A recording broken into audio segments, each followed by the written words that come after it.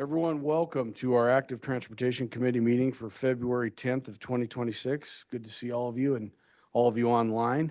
We're going to jump right in. I need a motion to approve the minutes from the October 14th, 2025 meeting. Motion to approve the minutes. I got a motion. Is there a second? Second. All right. Motion and a second. All in favor of approval of the minutes, say aye. I'll vote aye as well. Are there any opposed? All right. We'll rule the minutes are approved unanimously. Item 2 is the chair report. We'll start with member introductions. You want to start with that, Hugh? Yeah, you bet. And just want to welcome new and returning members. So what we'll do is, Jordan, do you want to call out people online and then we'll go to the room? But Jordan will call out your name online. If you will introduce yourself and your position so we can welcome everybody to this new year of the Active Transportation Committee. That'd be great.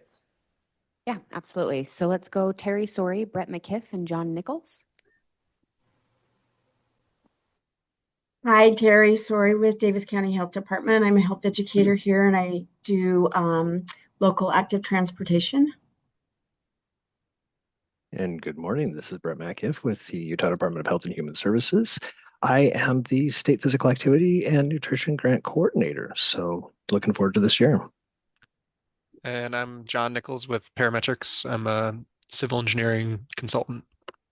So glad to be here. Thank you. Let's go Corey Bullock, Commissioner Fackrell, and David Rogers. Good morning, Corey Bullock, Tooele County Parks and Recreation Director, and I'm just grateful to be here. Thank you. This is Commissioner Blaine Fackrell from Morgan County. I am, anyway, I'm over trails and I was hoping to be there today, but I'm not there, so I'm online. Appreciate it. Hi, everyone. My name's David Rogers. I'm the senior planner for Murray City. Happy to be here. Let's go Gwendolyn Noblock, Mark Bradley, and Mayor Bolos. Hi, I'm Wendelin Knobloch. I'm the planning director for Midvale City, and I'm happy to be here. Mark Bradley with Brigham City, city planner, and glad to join. Thank you.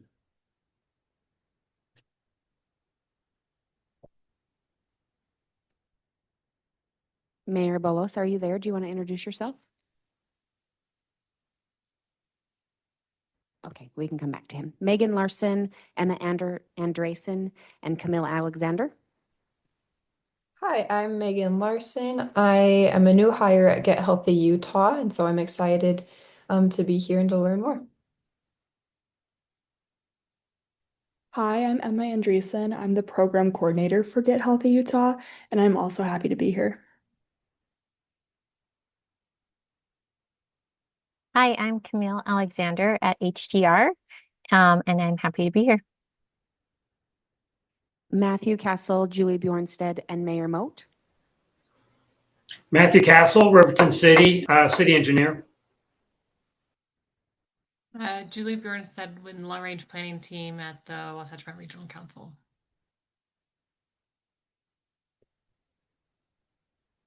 I'm Travis Moat with Willard City. I'm Willard City Mayor. Thanks. Marcia, do you want to introduce yourself?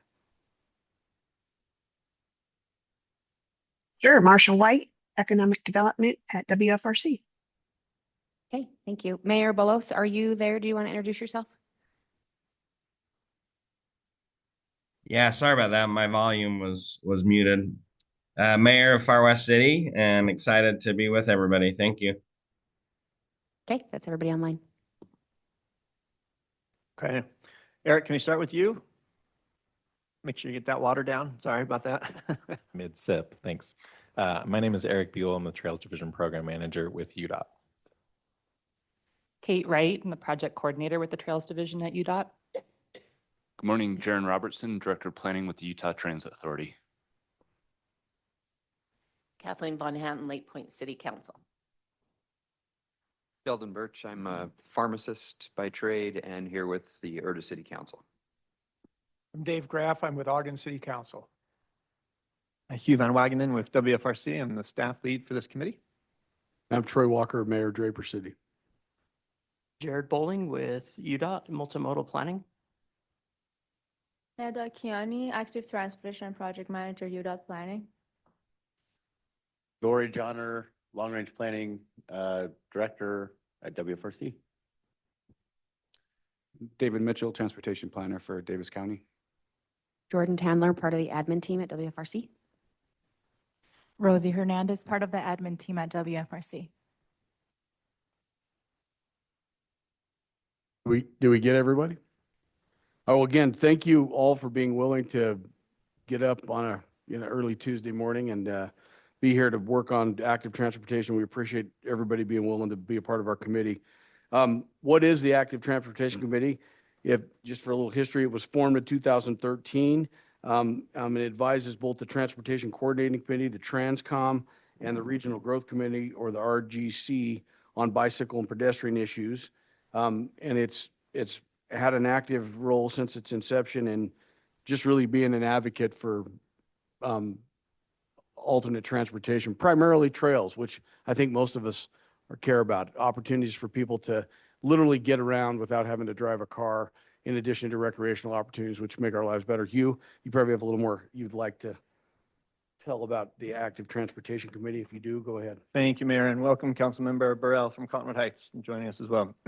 So as mentioned, the ATC was formed in 2013 and really to try and rally people around looking at regional issues when it comes to active transportation, with advancing the idea of how it can be implemented in our communities. And within the WFRC structure, you can see here are our different councils and committees, with the council at the very top, and then the Transportation Coordinating Committee and Regional Growth Committee just below that.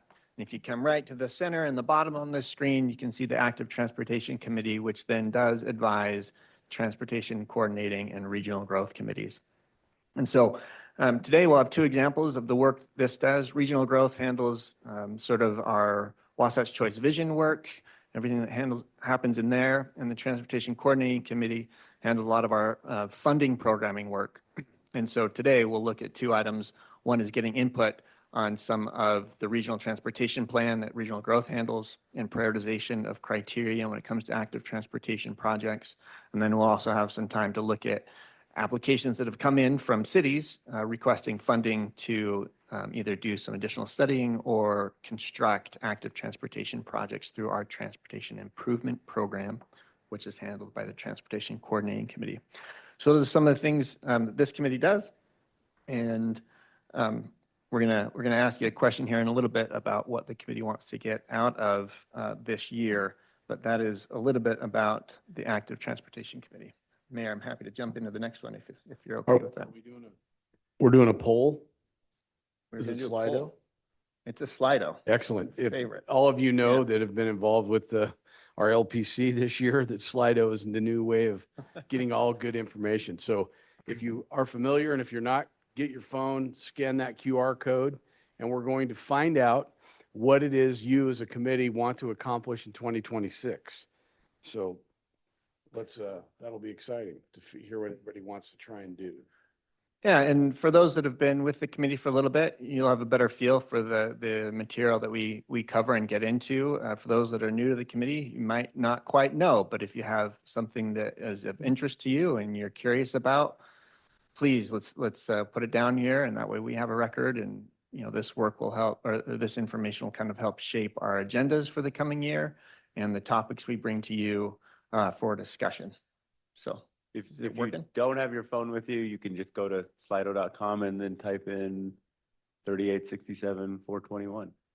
Thanks, Troy.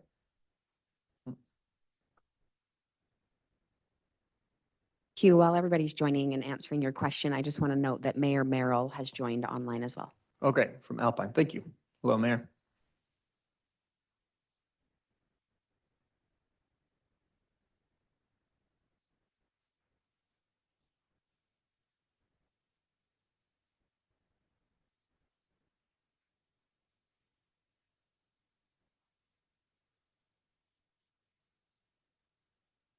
And don't worry about any typos we get, like typing on the phone can be tricky, so no judgment from anybody here. So.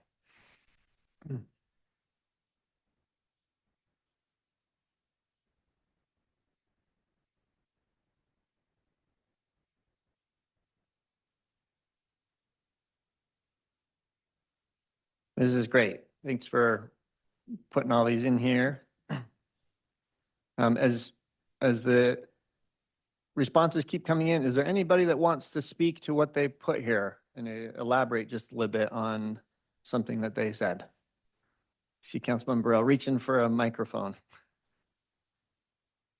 Thank you. I have come to believe after serving a 4-year term that for municipalities, especially medium-sized municipalities with a tight budget, that neighborhood byways are a way forward to fill, let's call it make a stopgap measure until we can find the funding and the planning and implementation of trails and some of these more sophisticated protected bike lanes. And I'm so thrilled about UTN and the many great opportunities, but I see them being implemented. We're 5 and 10 years away from seeing real results on that.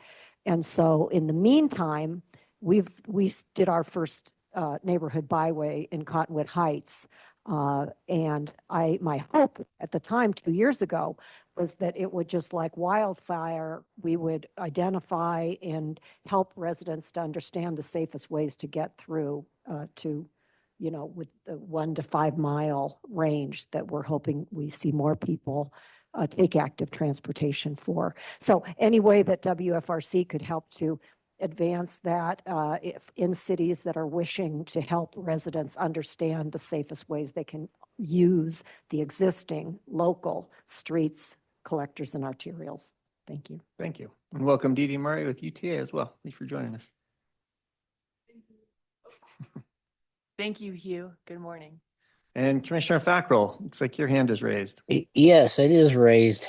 I've been working on this for about 5 years now, and I'm happy that we finally got the UTN program. I think it was about 3 years ago. And, I'd sure like to have some connectivity between the Wasatch Front and the backside of the mountains. And Ogden is one area that is already in. Ogden Canyon is receiving some money for trails through that and a bridge through that canyon, which they desperately need. But in our county, we're still waiting for some additional planning and help in the Weaver Canyon area. That would help with not just active transportation, but for people going, using less of the roads and start using maybe bicycles to go to the Hill Air Force Base or to wherever they'd like to go, or just playing the loop that used to be that went from Salt Lake through Morgan and back down to Salt Lake through Weaver Canyon. So it'd be nice to see something like that still happen. Hopefully I can see it in the next few years. Thank you, Commissioner. Okay, looks like plenty of people have responded. We'll move on from that. Thank you, Mayor. Has everybody had a chance to put something in there? All right. Hugh, you were going to talk a little bit about some of the highlights of our recent efforts as a committee. Yeah, Go ahead. Thanks, Mayor. I was just going to keep going here. Be done with me soon. So one of the things that WFRC and its partners, Bike Utah, MAG, UTA, have done for a number of years are tours to other cities across the country to look at efforts that they've made in their communities, linking their bike networks together, what the land use looks like to accommodate that and how that works. Last year, we were in New Jersey, and this upcoming year, we are going to be going to Boulder, Colorado and the surrounding area for what we're calling peer tours. These are formerly known as mobile active transportation tours. We just tweaked the name a little bit, call it a peer tour. And policymakers, government staff, elected officials are invited to participate in this with us. It is self-paid, so it's not like you pay us and we make money off of this. This is just what it approximately costs to get on the trip, spend the hotel nights, the per diem, bike rentals and whatnot. We rely heavily on partners on the ground there to do this work with us. You know, we're not paying them. They just want to volunteer their time to show you around their communities and what they've done, talk about policies that have worked for them. And this year it's going to be April 27th through 29th, April 27th being a Monday. So the idea is to arrive on Monday into Denver, get out to Boulder by Monday evening or night, with the tour officially beginning Tuesday morning, be all day Tuesday, half the day on Wednesday, and then returning home Wednesday afternoon / evening.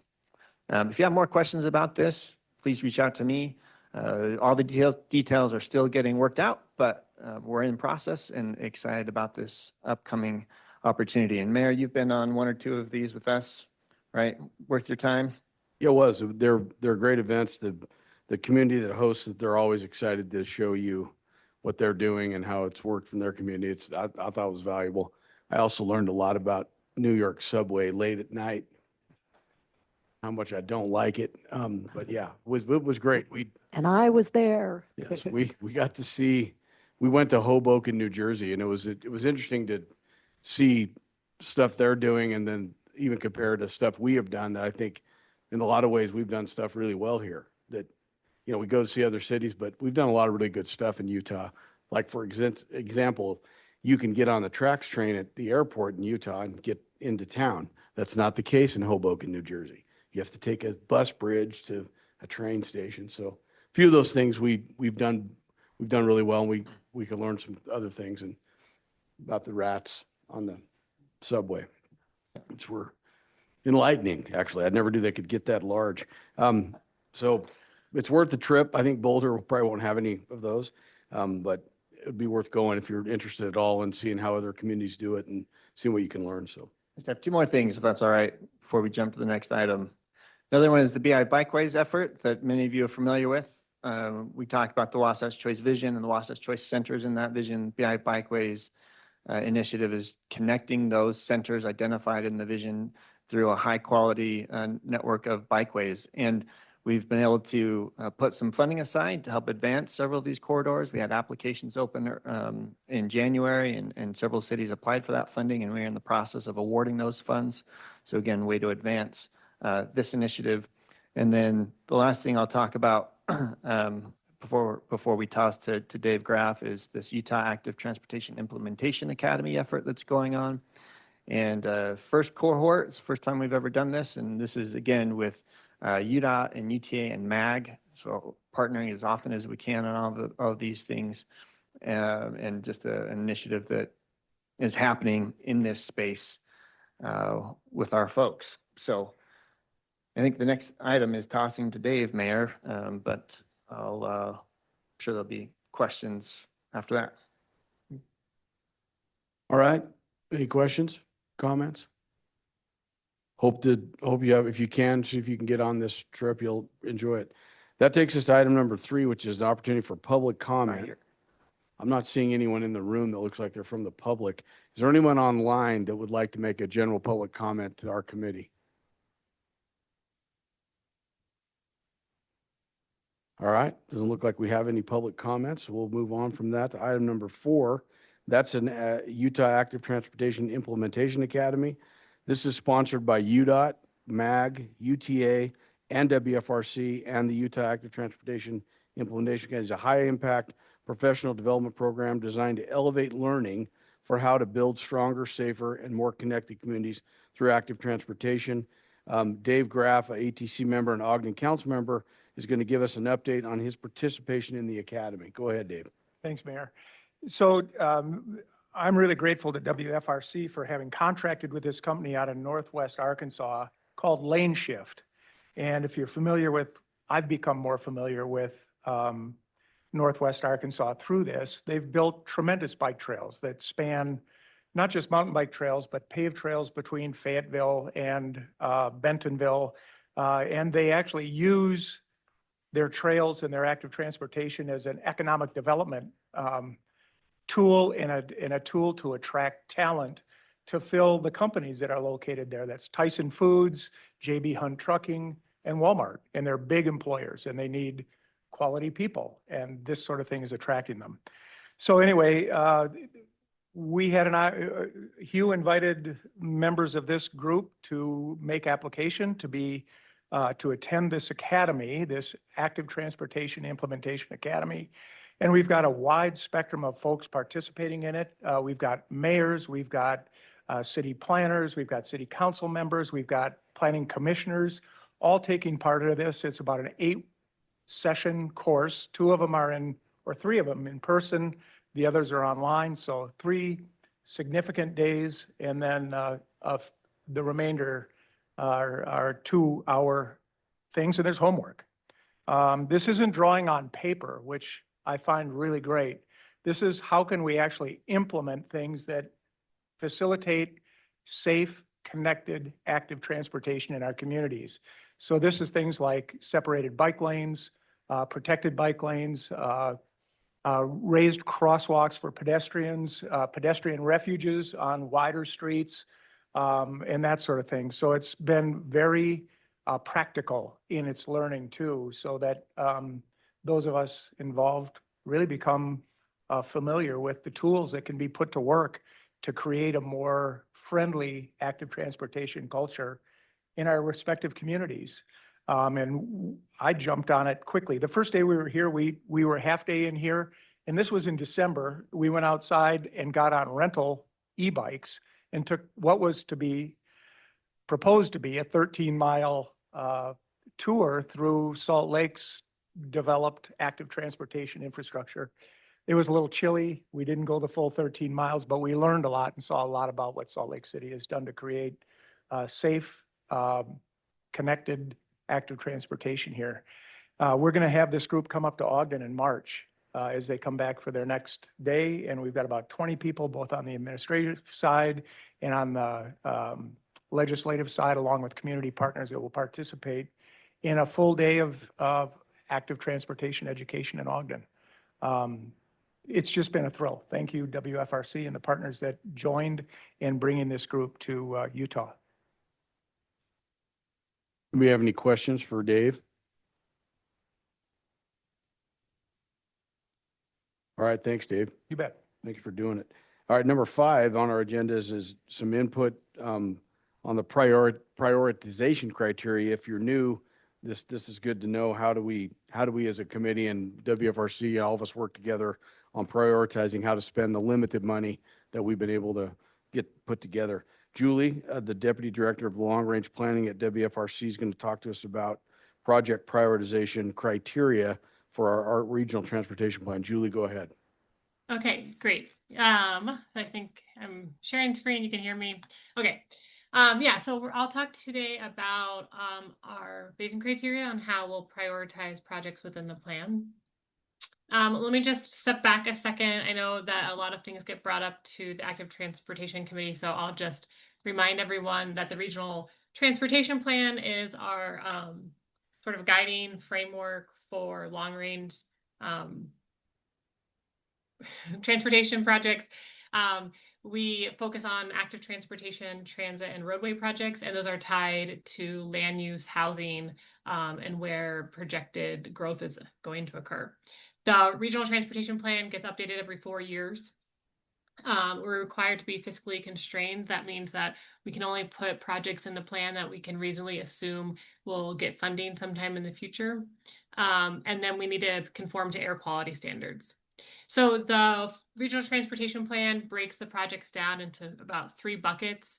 They're about 10 years each. We call them Phase 1, Phase 2, and Phase 3. And so when we do that project prioritization, we're putting those projects in those 3 buckets.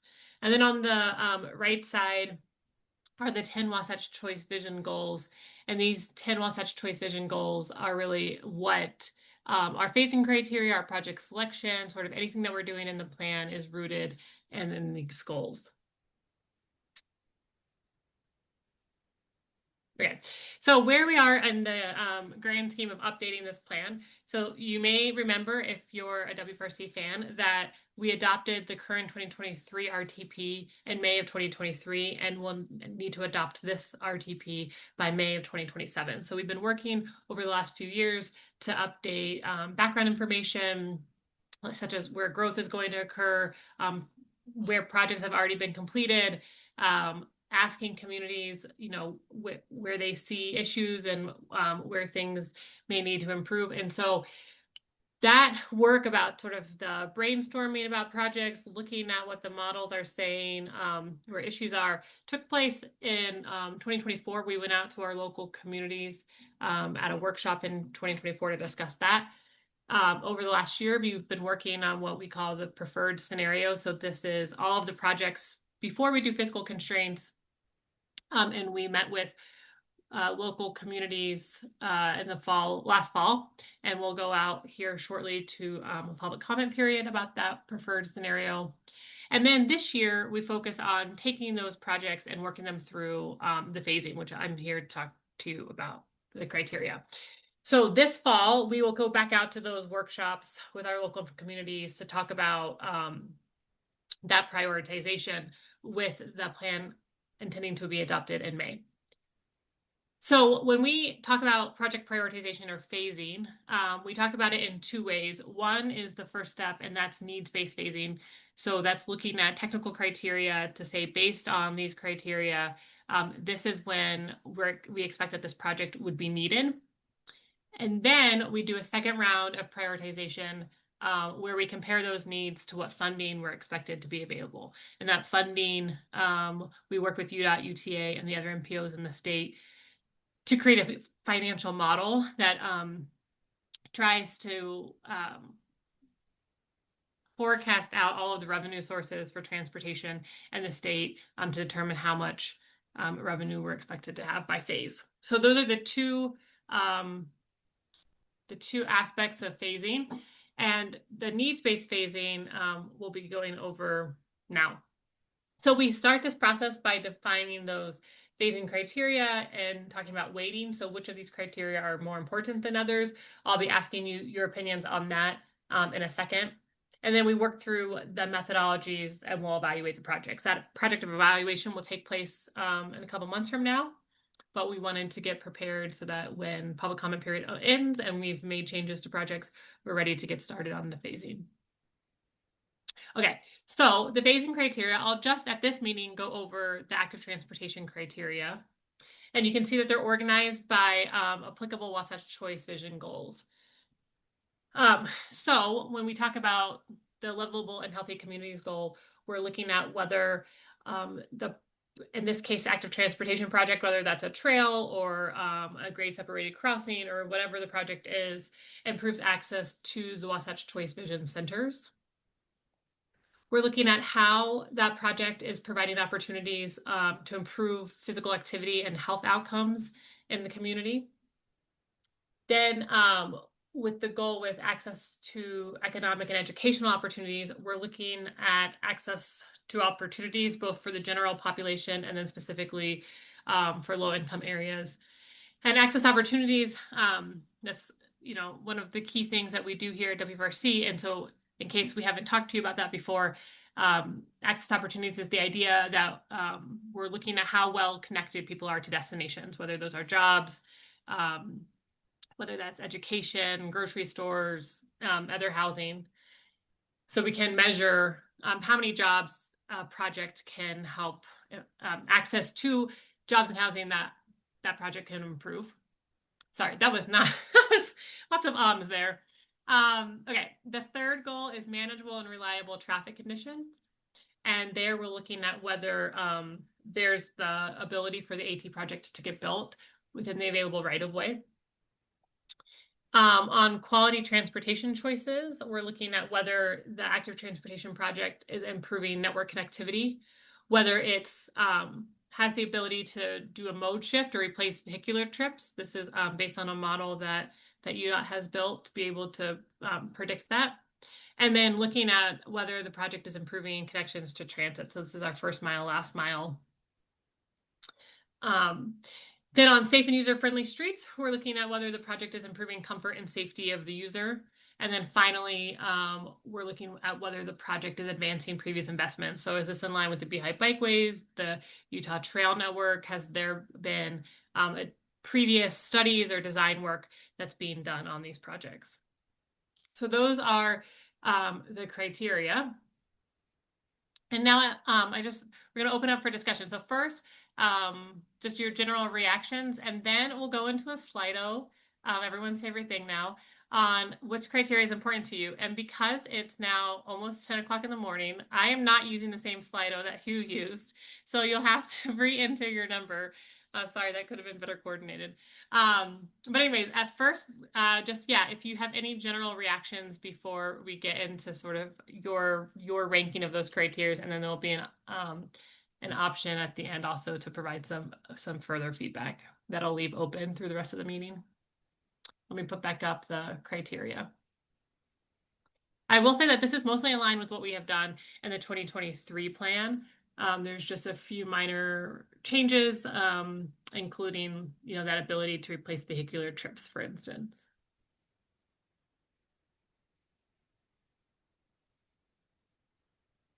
I think it's very well reasoned. It makes a lot of sense. And if we can reduce vehicular trips, especially with the advent of e-bicycles and cargo bikes that haul kids to schools and that sort of thing, I think it makes all kinds of sense in the world. And I think it's a very thoughtful plan that really kind of moves subjectivity out of it and allows for some very objective decisions to be made around funding and implementation. Thank you. Yeah, thank you. Does anyone else have any other reactions to this, or else I can move into the ranking? Yeah, Well, Yeah, go ahead, Blaine. my question is, you have in the 3 phases, the 3rd phase is air quality. Why is that not Oh, up higher? no, I think I just, that graphic is not as clear as it could be. Unknown caller.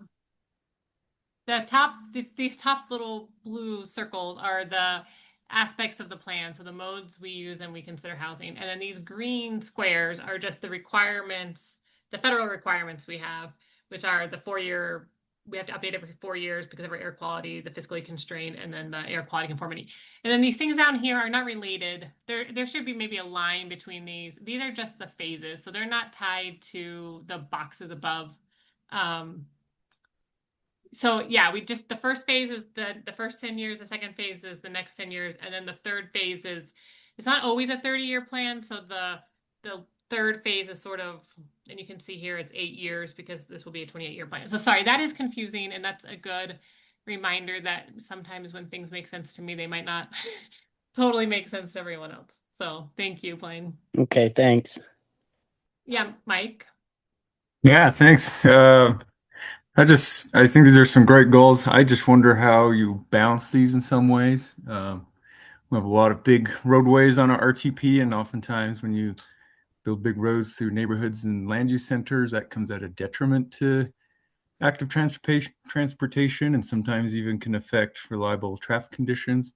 So I'm wondering how we look at the way we circulate and have traffic function in our cities, and how that affects these goals, like livable and healthy communities. Sometimes we can make a great active transportation project, but then we divide it with a big road crossing or something that comes up. How do we think through planning our road system to make it a good road system, but doesn't come as a detriment to the active transportation network, and make it either unsafe or less convenient to choose active transportation, because these modes are somewhat in competition with one another. So how do we make the road system function for what it needs to be, and the active transportation system become a safe and convenient way to get around that's going to convince people to use it? Yeah, so I think two things, Mike. One is that on the road side, the one that's similar to this about improving access to Wasatch Choice Vision Centers does take into account the Wasatch Choice Great Streets framework, which I'm not sure if everyone is familiar with, but it's essentially a context sensitivity framework. And so in that case, we're prioritizing based on whether that road project is like making a positive impact on the center or detracts from the walkability of the center. So we're hoping to get some of what you said through that. And then the second approach is that for all of the projects in the plan, sort of independent of this phasing necessarily, will be a look at how you know, if we have a project that has a road project or an active transportation or a transit project all on the same corridor, there will be like a multimodal sort of review of how each one of the projects on the plan is impacting the other modes that are along that corridor. That's great. Thank you. And I should say I'm not against roads, but it's how we do them, where we do them, and trying to follow like the safe system approach and everything with how we design them. No, it's a good point to remember. Thanks for bringing it up. Okay, I will go to the Julie, one more in the room. yeah. Sorry. Oh, sorry. Okay. Yeah. Did I Hi, miss Julie. someone? A question about the plan in general. Does it dive into the funding split between the modes? For example, how much is being in the plan? You said it's fiscally constrained, but how much is being allocated towards roadways, transit versus active transportation? Are we talking an even 33% split for the three modes? No, we are not talking about it. 30, as much as everyone in this room probably wants that. We do keep the revenue sources that have statutory requirements to be spent on certain modes are kept in the plan as those modes. And then the other ones, like for instance, the local option sales taxes, which are more flexible, we tend to use what's been programmed. Definitely something to talk about of how those local option sales taxes are moving between the modes where they can be, but we don't allocate TIF funding to transit, for instance, unless, you know, we do allocate part of TIF to to roadway to active transportation projects because that's what's allowed now. But we're not, you know, spending half of transportation investment fund on active transportation projects. So we do keep them to what is statutorily allowed. Thanks, Julie. As a side note to that, I kind of want to paint the perspective. Could you kind of share how little of funding actually gets spent on active transportation in a long-range plan? Yeah, one sec. And I will say that this, you know, it's beyond just the long range plan, right? Of how this is getting allocated. But hold on. Well, just in general speaking, I think we'll find there's very little compared to how much we spend on highways and arterials and connector streets. We spend very little on pedestrian and bicycle infrastructure. Yeah, let me show you. So here's the this is the Unified Transportation Plan, and you can see for sure on the transportation needs and both the prioritized needs, like it's 100 billion is going to roads. And then down here at the very bottom, there's, you know, 8.3, is that correct? That's going to active transportation capacity, maintenance, preservation, and then prioritizing. This is in the last plan. You'll see about whatever that is. 80 One billion. clarification maybe on that is that I think some of the road projects that include active transportation are kind of lumped together. It's hard to pull that apart if you're widening a road and including the active transportation sidewalks or bike lanes or bike paths with that. And so it's really hard to separate. So we usually just lump that with the road project. And I believe most of the active transportation ones are standalone. Like you need to come in and kind of squeeze them in or retrofit, things like that. And then if you keep going on this website, you can see down here, where that money is coming from, if it's being funded or what. And then if you go all the way to the bottom, this is the 2024 numbers, you can kind of see per year.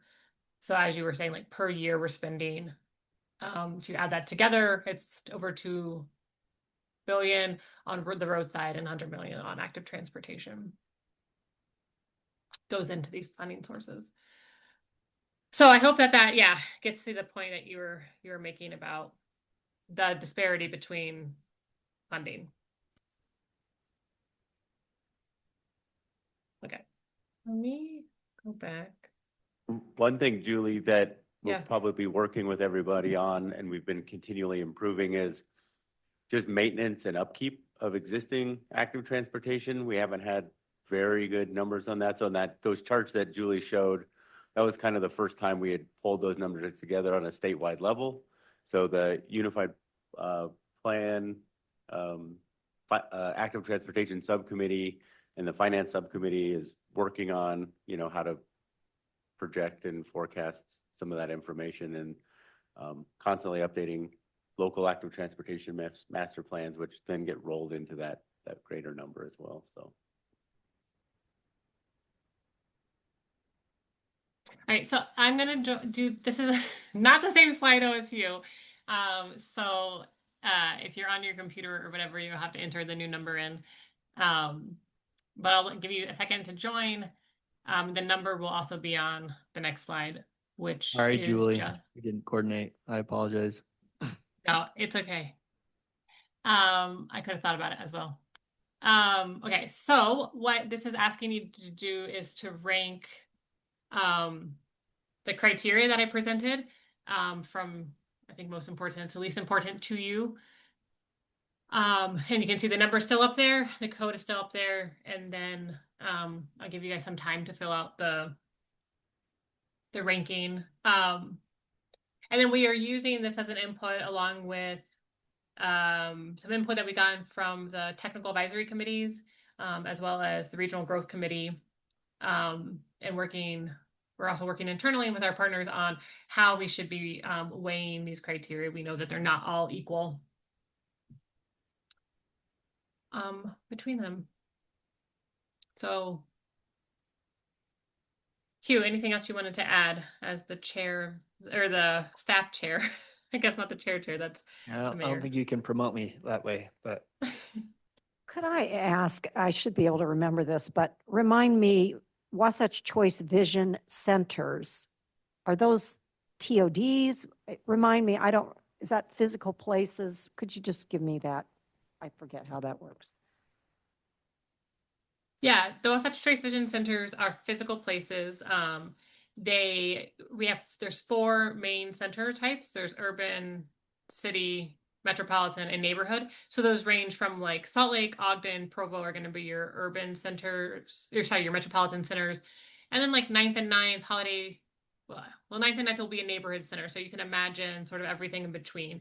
And generally we say that they're places that are walkable, bikeable, mix of uses, generally more dense than their surroundings. So really like sort of concentrated areas of activity. Holiday Village or Town Center, whatever it's called. Let's see, some other places not in Salt Lake County.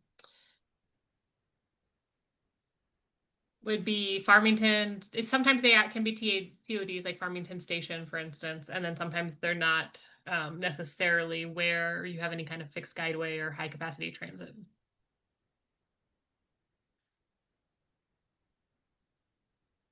Does that help? Yes, thank you. Yeah, I'm just thinking in my own locale and okay, thank you. Appreciate it. Yeah. So yeah, we do hear often that network connectivity, obviously, and safety are big priorities for active transportation. Let me.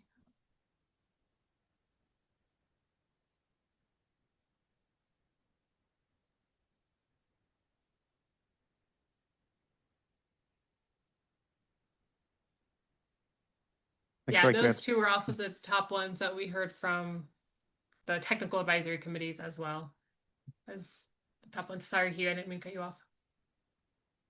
I was just noting the number of participants there, 17 it looks like, and hopefully everybody's had a chance to get those rankings in. And correct me if I'm wrong, Julie, but as you move on or we stop showing this slide, the poll is still open if people want to. I think the poll is engage in that, closed right? if I move on to the slide, but the next poll I can Oh, leave I'm wrong open.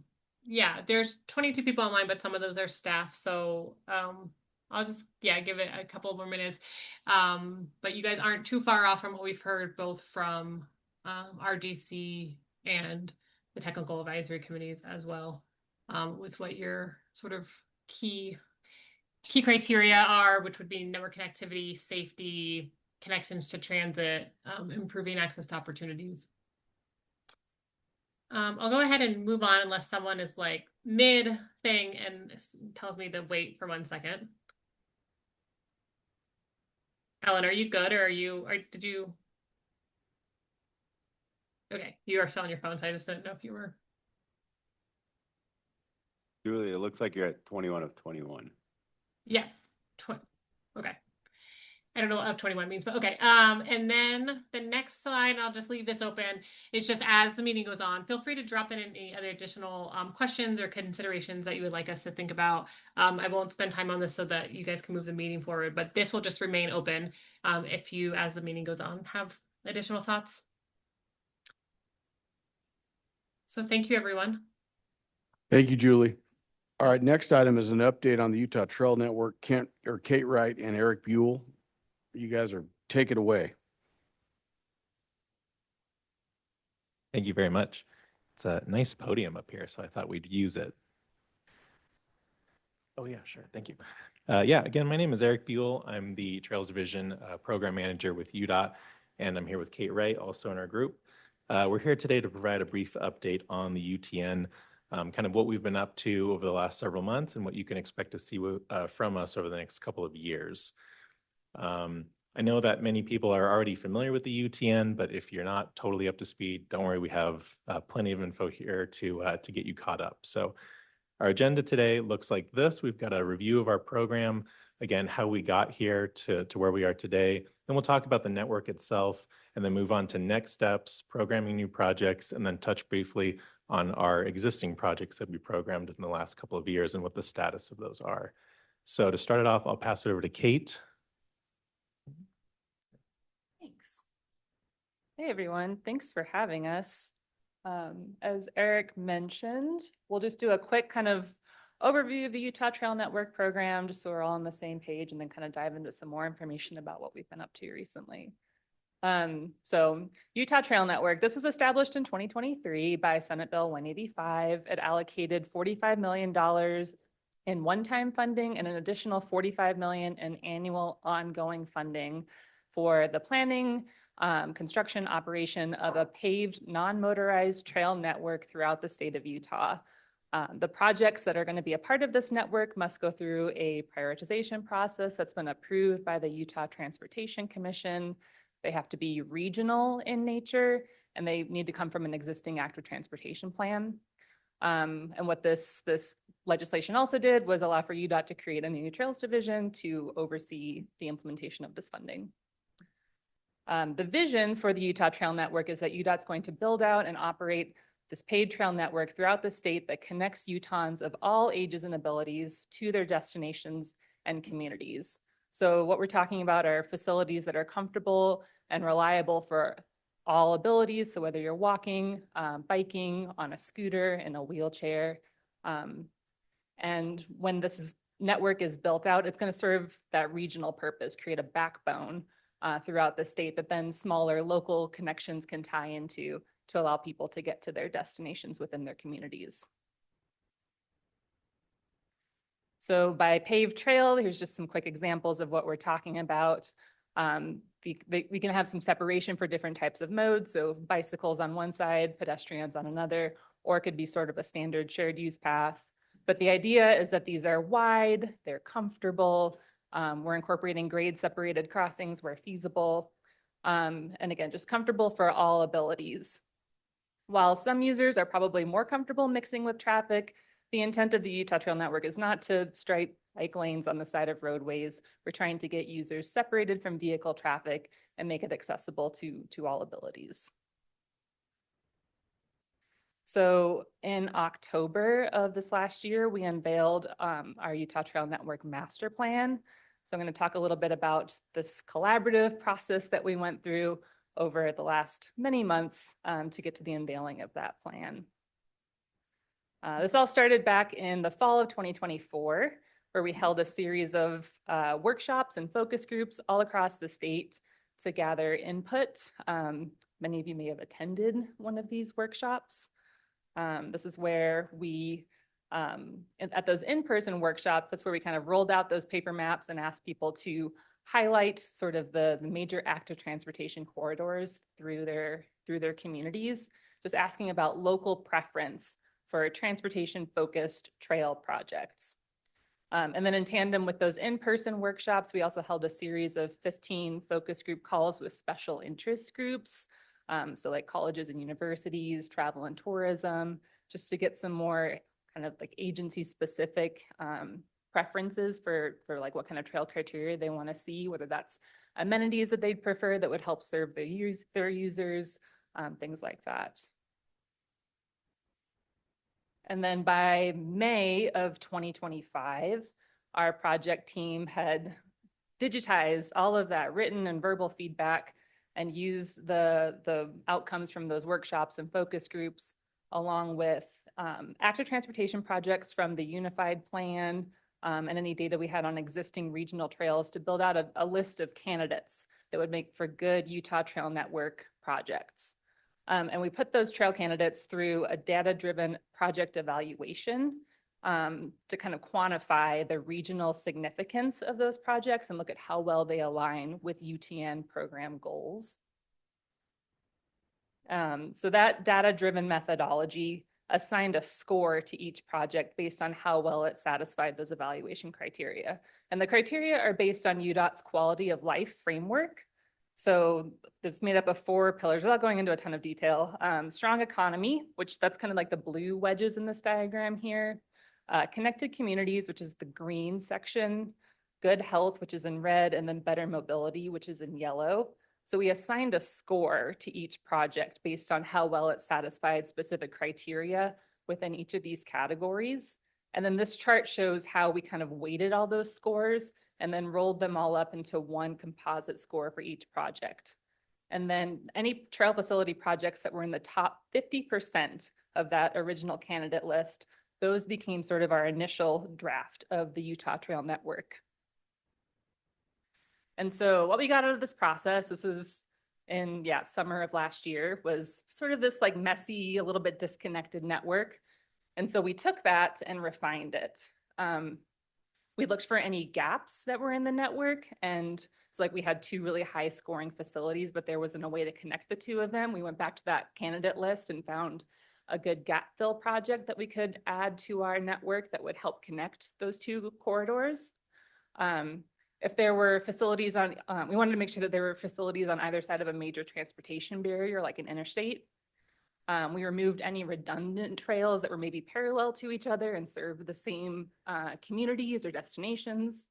And then we added vision corridor projects, which Eric will talk about a little bit later, to connect communities over much longer distances.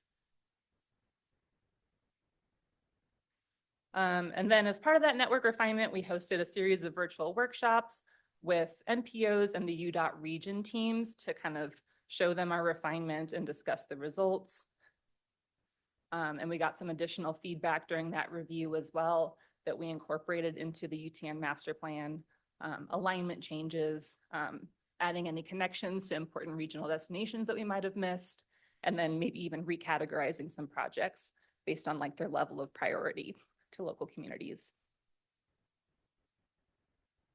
So then in November of, again, 2025, we held another round of webinars where we then invited all the stakeholders who participated in this process to learn about how we incorporated their feedback into the UTN master plan. And then we asked stakeholders to help us identify any of the projects from the master plan that have a lot of local support and momentum right now. And so in these sessions, we kind of broke out into discussion groups by UDOT region, ran through all the key trails in that region that are from the master plan, and then asked participants to tell us what's got a lot of support right now, what has momentum, what would be a good candidate for funding in our next programming cycle. And we're now in the process of finalizing our master plan for the Utah Trail Network, and I'll turn it back over to Eric to discuss that in more detail. Thanks. Okay, at this point, let's talk maybe a little bit more about the network itself. So as Kate mentioned, this last fall during the Utah Transportation Conference, we unveiled the final version, or the kind of the current version, I guess, of the UTN master plan map. And so if you haven't had a chance to look at it, I highly encourage you do so. It's on our website, right on the front page is a link.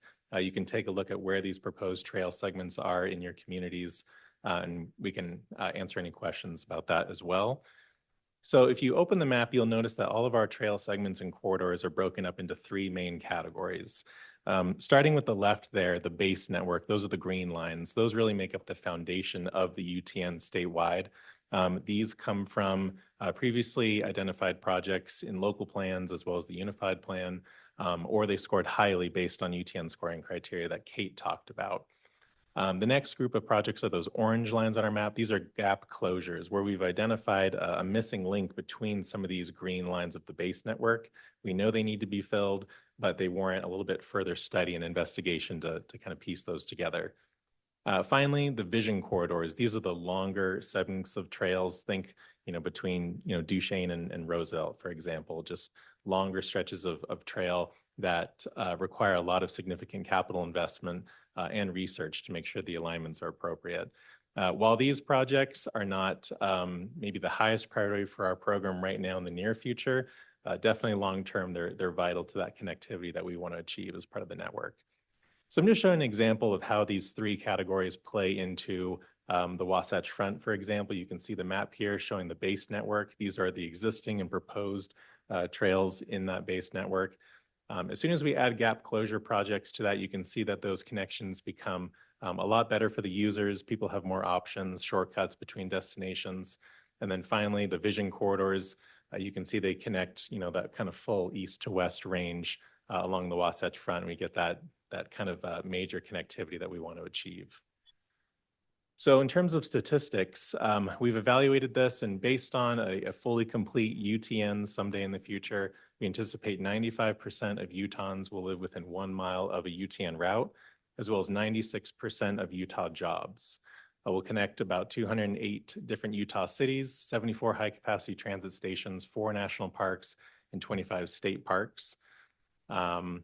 Going into this bar graph here, you can show this is mileage numbers based on our network, categorized into the 4 different UDOT regions. And so one note here, you'll see in that each of the 4 UDOT regions, the existing number of miles of trails is relatively the same, even though they're all different sizes. But then Region 4, of course, has the largest number of miles just because of its geography. It's the lower half of the state, and just there's a lot of land and space to cover there. All said and done, if you just look at the base network and the gap projects alone, that's about 1,700 miles of trails that are out there.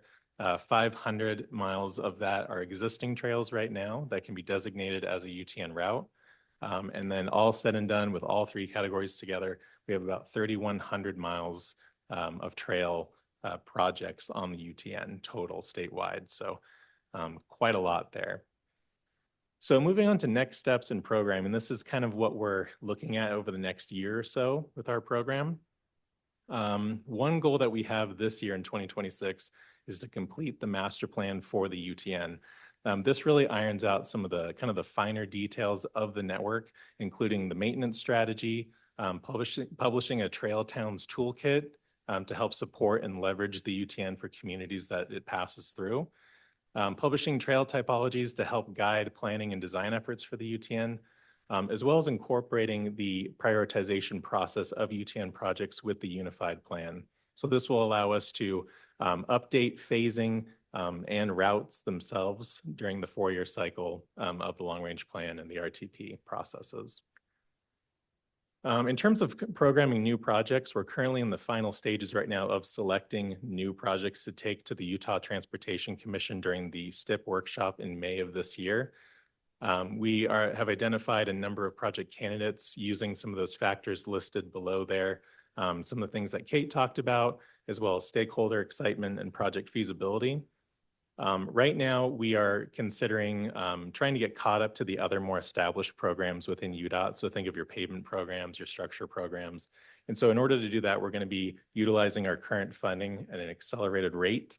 And so we plan on programming about 3 years worth of our annual funding this year during the STIP workshop, which is about 115 to 120 miles of new trail projects.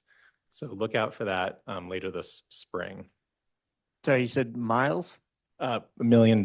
Sorry, yeah. Okay. 115 to $120 million. Sorry. Thank you. In terms of just kind of ending here on our initial projects, as a review in 2024 and 2025, we programmed 5 feasibility studies and 15 design and construction projects throughout the state. And we anticipate all 5 of those feasibility studies to be completed during this calendar year, 2026. In terms of the design and construction projects, you can see these bar charts here. On the left, it's showing projected advertising dates of our projects. So we did have our first project advertised late last year. It was awarded just a few weeks ago, and that'll go into construction later this spring and summer. That's the Colorado River Trail Gap project just north of Moab. And then on the right, you can see anticipated construction start dates. We're looking at spring, summer, and fall of this year for a lot of those to hopefully get started. So a lot more to come from our program over the next several months, but happy to answer any questions that you may have today about anything that we talked about. Questions? Go ahead. Yeah, I have two. One, they're somewhat unrelated. One, as I studied the plan, which is very exciting, and believe me, my colleagues on the Cottonwood Heights City Council are excited about this, and we want to make sure that we're ready with our active transportation master plan and other elements. But one of the things that I'm concerned about foundationally, and I applaud that these trails are going to be recreational, so we want everyone to feel safe to use them. I also understand they're regional in nature. So when I read that the trajectory you seem to be on right now is to only allow class 1 and 2 e-bikes. Okay, so I own and have ridden for active transportation for the last 5 years, a class 3 e-bike. Now, I can control my speed, which I do on the Parley's Trail and many others. And so I hope that you'll think about pivoting class 3, those of us that actually ride regionally outside of our own city. And I am, because it's going to take a long time to have interconnectivity everywhere I need to go. So when I'm on the edge of a roadway, I want to be riding at 28 miles an hour. Or, well, I'm lucky if I can ride at 23 miles an hour. But you get my point, that I hope that you'll think about the fact that because an e-bike can go more than, I don't know, I think class 2 is 18 miles. But so my point is, I hope you'll revisit that because I'm happy to slow my pace down. But if you don't allow my bike on your UTN trails, I think I represent a lot of people who, again, ride the longer distances. And then the other thing is for gentrified communities such as Cottonwood Heights, the major, let's see, you call it now it's not going to be in front of me, but not a gap measure, but one of your major plans is to go have kind of a little bit of a parallel through Cottonwood Heights on Wasatch Boulevard and on Danish Road. Danish Road is one of our most narrow collectors. We've tried for the last 10 years to get grants because it's so popular, Strava reports. I'm sure you use Strava reports, and that's probably why so I don't mean to get into too much detail, but my council colleagues, when we look at what is in the master plan now that goes through Cottonwood Heights, we're talking you'd have to buy private properties to do a protected, more than just a striping. And so that's something we're also entering into an interlocal agreement with Sandy on Creek Road. And if UTN has identified Creek Road as, when will we be able to get a sense of timelines? I don't want to see our city pour a lot of money into analyzing Creek Road if UDOT is planning to spend money to figure out how to make Creek Road one of its main. Can you speak to that a little bit, timing and how municipalities can best strategically work with you funding related in that? Yeah, well, thank you. A lot of good comments there. Thank you. First, to speak to the e-bike topic that you brought up, I know there's a lot of current legislation going on right now in terms of defining e-bikes and their uses. And so we are aware of that legislation. We're monitoring that, and we'll continue to kind of keep track of where everything lands once the session is over and the dust settles. So thank you for that. I appreciate that feedback. In terms of the alignment in that specific area and maybe more statewide, looking at our network as a whole, the lines on that map, I would like to emphasize that they're mainly proposed based on existing regional transportation plans and things that we've heard from locals. These alignments can definitely change based on community needs and support. And so if one alignment works better than another in that area, we will be sure to kind of work with those local agencies and the MPOs to make sure that those alignments are reflected accordingly. One thing that I mentioned earlier with us integrating the UTN within the unified plan is that if there is a proposed alignment, amendments can be made to the UTN master plan map based on that. So if you work with your local agencies and then into the MPOs, and then they modify the unified plan, that'll help give us direction on what alignments work best in certain areas. I know that in that specific area, I know there's a lot of work going on with the various projects going on in that area, and we've worked with different project teams to kind of find out what are the property situations like and different parcels there. So we're definitely coordinating with many stakeholders when it comes to this alignment. So yeah, I guess stay tuned, but yeah, continue to work with the MPOs, and as everything wraps up in the unified plan, we'll be able to do that. I mean, can you speak at all to timeline? I mean, not with specificity to my exact region, Yeah. but are we 5 and 10 years away? I mean, any sense of, I know $45 million a year isn't going to go real far statewide. Yeah, I think what we'll do is kind of going forward in future years, we're going to be programming new projects every spring during that STIP workshop. But in preparation to that several months in advance, we'll be looking at different project candidates throughout the state. And then if that particular project or a particular project is identified as a candidate, we'll go through that process of working through local government agencies and things like that. So unfortunately, there's not really like a timeline assigned to any given project. Our routes will be phased, similar to how they are on the unified plan. So you can see that familiar kind of phasing, phase 1 or 2 that you're used to seeing. But beyond that, we don't really have a specific timeline other than kind of that normal process. So yeah, thank you. All right, Commissioner Fackel, you had your hand up.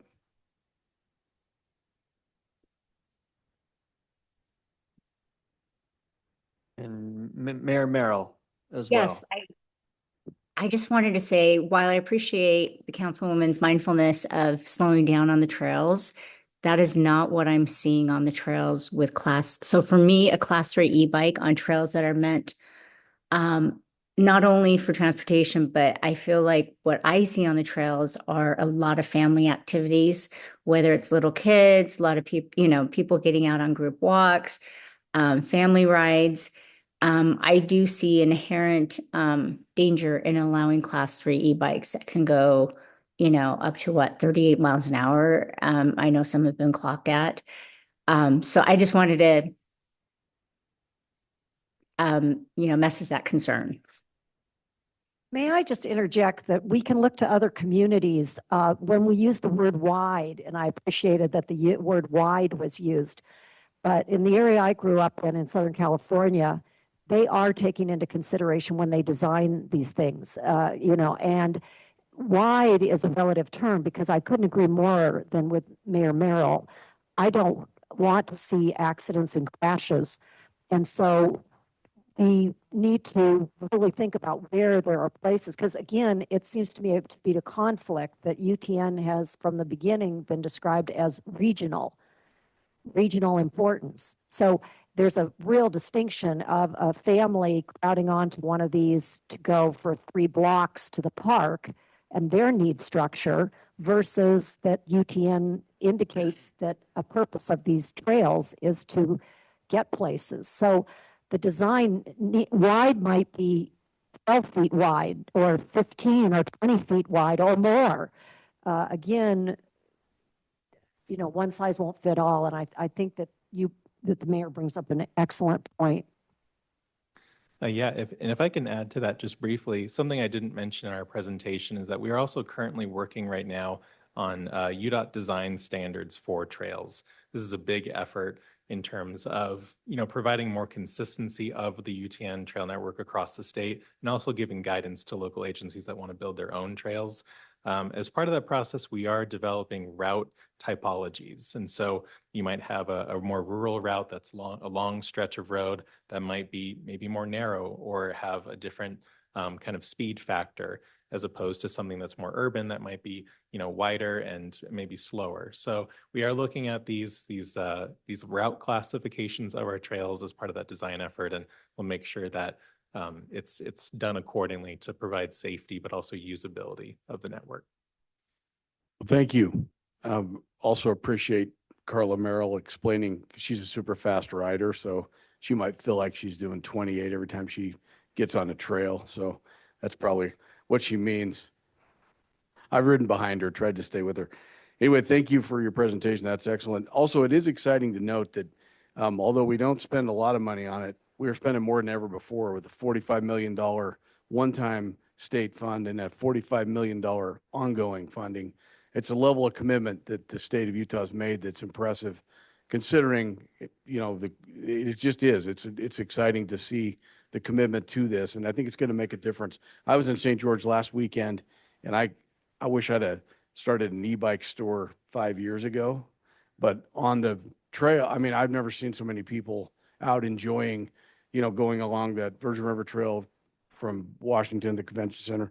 Fantastic to see us building even more. So thank you for your work and becoming really integrated into UDOT's full plan. Andrew is perfectly timed to start. Go ahead, sir. He's going to give us an update of the legislature. Go ahead. Once upon a time. Hi, everybody. Andrew Gruber. I'm Executive Director here at WFRC. Rolling down from the Capitol this morning, where I feel like I hardly even recognize the interior of my office because I've been spending so much time at the Capitol. Have you talked about any legislative stuff so far? You're it. You got the whole floor. Okay, Miranda, will you please come forward? So let's see. I am betting that the people in this room on this committee are most interested in Senate Bill 242, which is Senator Harper's proposed this year's version of the transportation omnibus legislation, which is now clocking in at 99 pages. I'm happy to share with you all that Miranda Jones-Cox from our team has prepared a detailed summary of that bill, so you don't have to wade your way through all 99 pages of it. But I will hit just a few highlights that are coming out of that bill.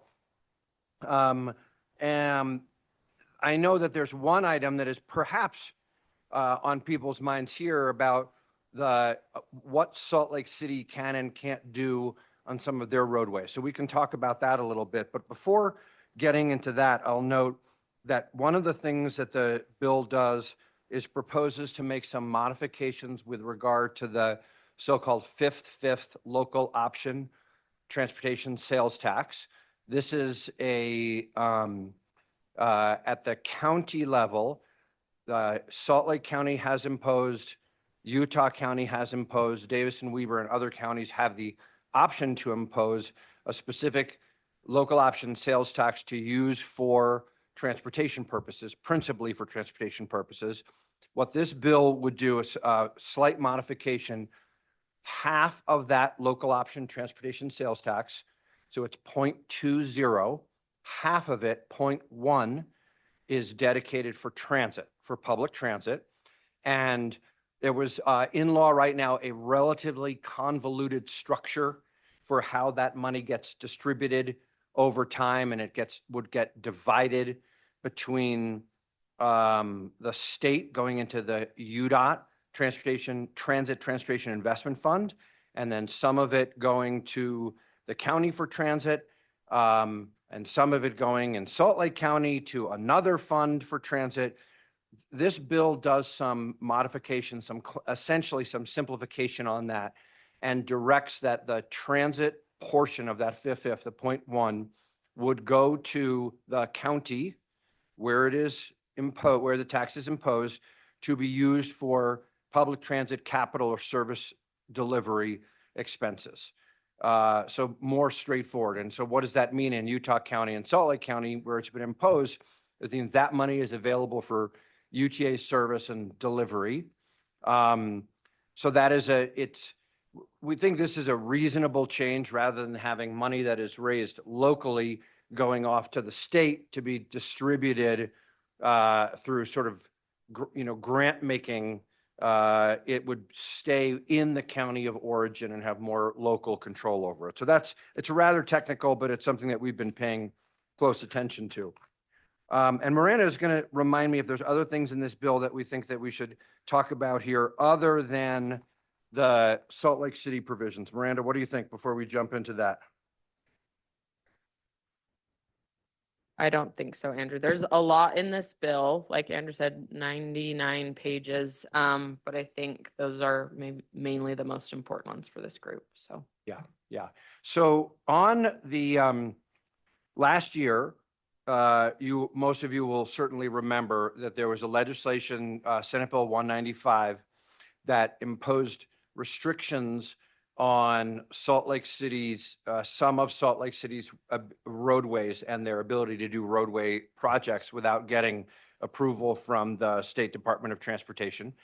This bill repeals all of that structure and replaces it with an alternative structure going forward.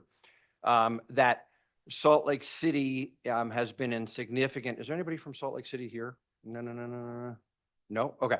That Salt Lake City has been in significant dialogue with Senator Harper, Representative Christopherson, the sponsors of this bill, and others about working to what I believe they would characterize as a more reasonable approach. And I say this, there's been some controversy about this, but Councilman Pui, who's the chair of the Salt Lake City Council, testified in committee yesterday his appreciation for the dialogue. The mayor's office has said the same thing. Sometimes when you haven't really prepared to explain something to people, the risk is that you over-explain. So I'm going to try to do this short, and then we'll see if there's questions. The bill requires that Salt Lake City and UDOT work together to develop a tiered system of roadways in Salt Lake City, classifying roads into tiers 1 through 4. Tier 1 roads are regionally significant roadways where the focus is on automobile movement. And on those roadways, the city is restricted from doing highway reduction strategies, which are basically the removal of roadway capacity, except for safety projects, if the city proposes those and works those through with the department. Tier 2 roads are lower volume roads, so it's basically arterials and collectors, which is not a prohibition on these so-called highway reduction strategies, but rather there's a requirement for the city to engage with stakeholders about proposed modifications, and then receive approval from UDOT before making those modifications. And then tier 3 and tier 4 roads are lower volume roads where there's, I'm oversimplifying here a little bit, but basically there are not restrictions on the ability for the city to make modifications. There are some limitations on removal of parking or some process for removal of parking stalls. And there's a variety of other elements to the bill. I will just say that in describing this proposal, the way that the question was asked, why should the state treat Salt Lake City differently?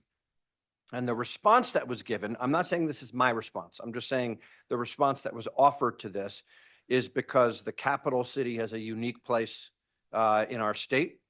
The capital city has had more state investment and more state roadways than any other city in the state. And so there's a unique balance of responsibility for the design and the functioning of the city.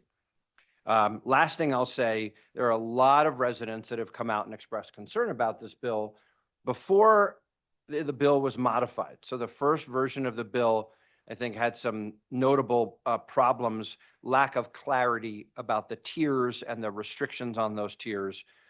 And the substitute version of the bill that was offered yesterday and then adopted in committee clarifies some of these restrictions in a way that is more, I'd characterize as more balanced than where the bill started. Really, the last thing I'll say about this now is that we, WFRC, we've not taken a position on this bill. There's a lot in this bill, but we recognize that there are strong feelings about these, particularly about these provisions. We're glad that there's been good dialogue leading up to this point. Even if not everybody is at the point that they feel completely comfortable with this, there's been good dialogue to reach the point we're at right now. Miranda, do you want to add anything there? Yeah, maybe the only additional thing I'll add is that I agree with all that you've shared, Andrew, and Salt Lake City and the Utah Department of Transportation have expressed to us as these negotiations have been happening that they're on the same page. They're continuing to work together as they have this past year in implementing those provisions of SB 195, and that these changes moving forward, while again, we've mentioned some concerning elements of this bill, that UDOT and Salt Lake City are working hand in hand to implement the provisions of these bill, and that together in that partnership, they're looking forward optimistically with how that partnership is working in relation Yeah, to Mr. Chair, it's also worth noting there's another provision in this bill about the Utah Trail Network. So everybody here knows and is excited about the fact that the state is putting $45 million a year into significant active transportation facilities, right, Jared? And since that active transportation investment fund was created, UDOT has since devised and labeled the Utah Trail Network. That wasn't in code up until this point. So this bill defines the Utah Trail Network in code, specifies that the active transportation investment funds will be used for that Utah Trail Network. And also, by the way, says that state funds can be used for corridor preservation for future Utah Trail Network projects, which I think is we think is a good policy to be able to chart the course forward for more trails. Okay. That it? Sure, that can be it. Anybody have any questions for Andrew or Miranda? All right, thank you. I got a quick one. Okay, go ahead. Is this state roads as well as city streets that they're talking about? You're talking about the provisions related to Salt Lake City? Yeah. Yeah, the distinction, it's both. So the requirement is that Salt Lake City and UDOT work together to classify every road in Salt Lake City into tier 1, tier 2, tier 3, or tier 4. And the tier 1 roads are these regionally significant roads, many of which are state roads or will be state roads. But the distinction, Councilman, is not drawn between ownership of the road. It's more about the functional type of the road. Right. But the state will still impose its or work to impose some classification on city streets. Yes. And again, that's something that would actually have the city works with UDOT on the agreement about that classification. And then the city is to adopt by ordinance that classification system.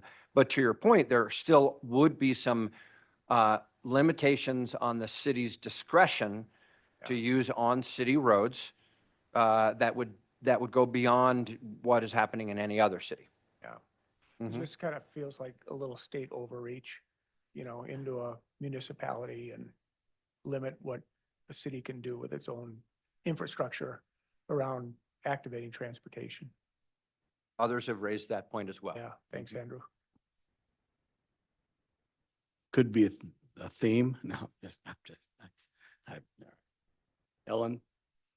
My question is, if the intent of the state is to only regulate these tier 1, why should a municipality, in this case, I understand it's only Salt Lake City, but I have a concern that this could set a precedent. the amount of time and analysis it's going to take for Salt Lake City Transportation Division to go through all of their streets and categorize them in tiers 2, 3, and 4 when the state interest is only in tier 1. So my question is, why impose that on Salt Lake City when only tier 1 is the interest of the state? Yeah, Councilmember Burrell, just one clarification. There would be process requirements on tier 2 roads also. Stakeholder engagement, and then getting UDOT, the city would have to get department approval to do highway reduction strategies on tier 2 roads as well. But to your basic point about the classification, if there isn't a restriction on tier 3 or tier 4, why require them to classify? I can only say that the folks in Salt Lake City Transportation seem equipped to do that work in classifying the roads. Well, it seems ironic to me that since the effort of 20 is plenty on local streets has only happened in the last few years, that there's a sudden interest in all streets. And my concern is if a legislator lives on one of those local streets in Salt Lake City and says 20 is way too much, I think we're going down a path of usurping the municipal authority that makes me feel very uncomfortable. Anything else, Andrew? All right, thank you both for giving us the update. Hugh, do you want to hit really quick we have enough time to do it, I think? Or do you want to? Which part? Your overview No, of we will save item 7 for the next meeting. Okay. If that's all right. All right, that takes us to just the kind of the end of the meeting. Just to remind everyone, the annual Golden Spoke Ride this year has been moved to Saturday, May the 16th. So usually it's been May the 9th, but it's moved to Saturday, May the 16th. And so you can meet so the rides will start in Roy, Provo, and meet in South Salt Lake at the Tracy Avery Nature Center. Special thanks to Mayor Mon and staff who are sponsoring a rest stop in Syracuse. All the ride details are still being worked out, but please save the date, and if your city wants to participate, please get in touch with Hugh. We've done it in our city and created my mayor's bike ride into the Golden Spoke. It seemed to work well, got a lot of people involved and more people to ride. And that's it, really, with the exception of the video and overview of Utah's Open Meetings Act. I guess we can do that after the meeting. Yep, that's right. The video will be available for people through an email that's coming afterwards in case that's something that you need to take care of, but we will not show it at this time. Next meeting is April 14th, 2026. So I need a motion to adjourn at this point. So moved. Thank you. Is there a second? All right, we have a motion and a second. All in favor of adjournment, say aye. Aye. We are adjourned. Thank you all for coming. Look forward to seeing you next time. Thanks, everyone. We ended up 1 minute early. Look at that.